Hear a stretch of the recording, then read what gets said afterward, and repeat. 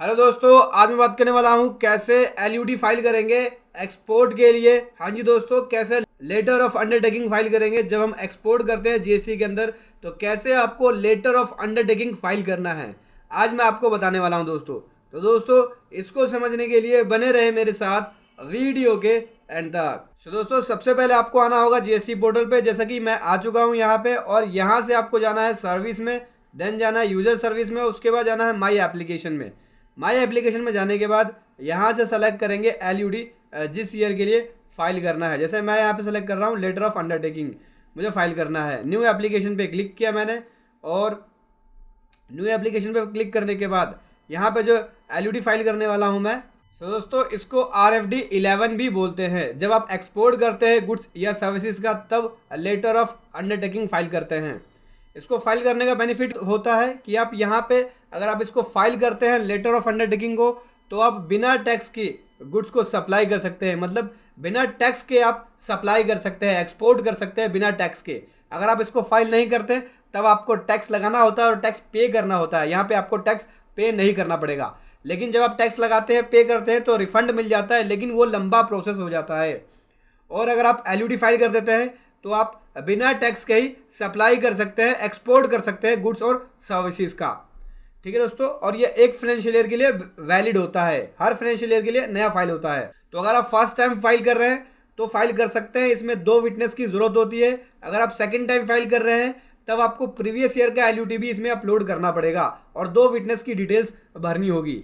तो चलिए मैं आपको बताता हूँ कैसे यहाँ पे एलयूडी फाइल करेंगे लेटर ऑफ अंडरटेकिंग।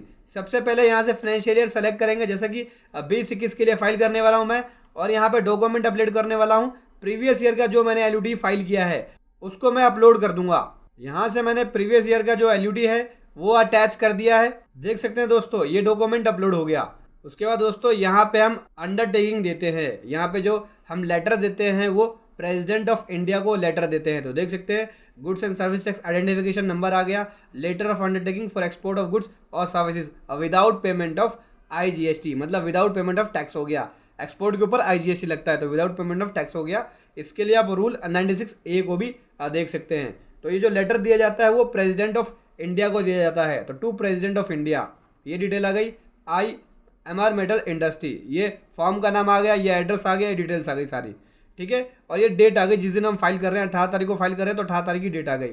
अब यहाँ पे हमें अंडरटेकिंग देना होगा। सबसे पहले बोलता है कि एक्सपोर्ट कर रहे हैं गुड्स और सर्विसेज का without payment of tax, without payment of tax. कौन सा tax? IGST, integrated tax, with in the time specified in सब रूल 1 रूल 96A। इस पर क्लिक कर लिया। यहाँ पे हम जो एक्सपोर्ट कर रहे हैं ये अंडरटेकिंग दे रहे हैं, ये अंडरटेकिंग दे रहे हैं एक्सपोर्ट के लिए। जो टाइम लिमिट बताया गया है 96A के अंदर सब रूल 1 में, यहाँ पे 3 मंथ का टाइम होता है। जब आप अंडरटेकिंग दे देते हैं, अंडरटेकिंग या RFD 11 फाइल कर देते हैं, तो विद इन 3 मंथ के अंदर आपको एक्सपोर्ट करना होता है। अगर आप एक्सपोर्ट नहीं करते विद इन 3 मंथ के अंदर, तब आपके ऊपर जो एप्लीकेबल इंटरेस्ट है और जो पेनल्टी है वो लग जाती है।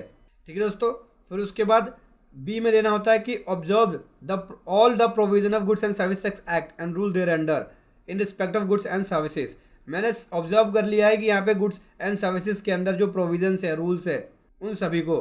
फिर C में देना होता है कि पे करेंगे IGST, जो अगर इवेंट फेल हो जाता है एक्सपोर्ट ऑफ गुड्स या सर्विसेज का, अलोंग विद 18% इंटरेस्ट। जो 18% इंटरेस्ट होगा पे करेंगे। मतलब कि अगर मैं एक्सपोर्ट कर रहा हूँ और एक्सपोर्ट नहीं कर पाता हूँ किसी वजह से विद इन 3 मंथ के अंदर, तो उस सप्लाई के ऊपर टैक्स पे करना पड़ेगा IGST 18% इंटरेस्ट के साथ, जिस डेट का इनवॉइस होगा उस डेट के हिसाब से।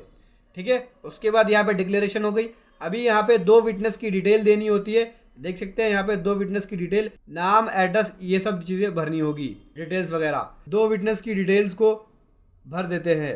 अपने पास 2 विटनेस जो आप दे रहे हैं, उन दोनों विटनेस का पैन कार्ड और आधार कार्ड जरूर रख लेना, क्योंकि जब टैक्स ऑफिसर आपके एप्लीकेशन को एग्जामिन करेगा तो हो सकता है वो पैन कार्ड या आधार कार्ड मांगे, साइन कॉपी भी और ओरिजिनल कॉपी भी। तो आपको ये सारे डॉक्यूमेंट रखना होगा। वैसे मोस्टली केसेस के अंदर मांगते नहीं है, लेकिन अगर वो ऑब्जेक्शन लगाता है तब आप डिटेल दे सकते हैं। तो चलिए सबसे पहले विटनेस का नाम लिख लेते हैं। आप डॉक्यूमेंट के हिसाब से ही नाम लिखना, नहीं तो अगर वो डॉक्यूमेंट्स मांग लेगा तब आपको परेशानी हो सकती है दोस्तों। तो चलिए एक एक करके मैं यहाँ पे विटनेस की जो डिटेल्स है वो लिख लेता हूँ। तो दोस्तों ये मैंने फर्स्ट विटनेस की डिटेल, नाम और एड्रेस लिख लिया। अभी चलते हैं सेकंड विटनेस की डिटेल लिखेंगे। तो दोस्तों यहाँ पे सेकंड विटनेस की डिटेल, नाम और एड्रेस लिख लिया।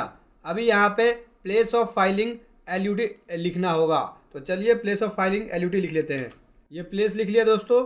उसके बाद यहाँ से ऑथराइज सिग्नेचरी को सेलेक्ट करेंगे, फिर यहाँ पे प्लेस डालेंगे।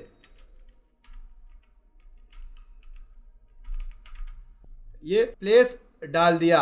अब यहाँ पे साइन करेंगे और डीएससी के थ्रू फाइल करेंगे। सबसे पहले आप इसको सेव कर लेंगे, जैसे कि यहाँ पे सेव वाला बटन है, सेव पे क्लिक कर लिया। ये हो गया सेव, हमारी एप्लीकेशन सेव हो चुकी है।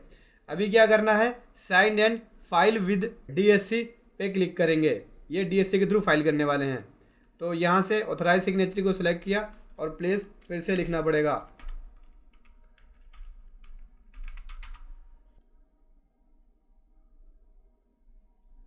और दोस्तों उसके बाद यहाँ से मैं ऑथराइज सिग्नेचरी को सेलेक्ट कर लूँगा और यहाँ पे साइन पे क्लिक करते हैं।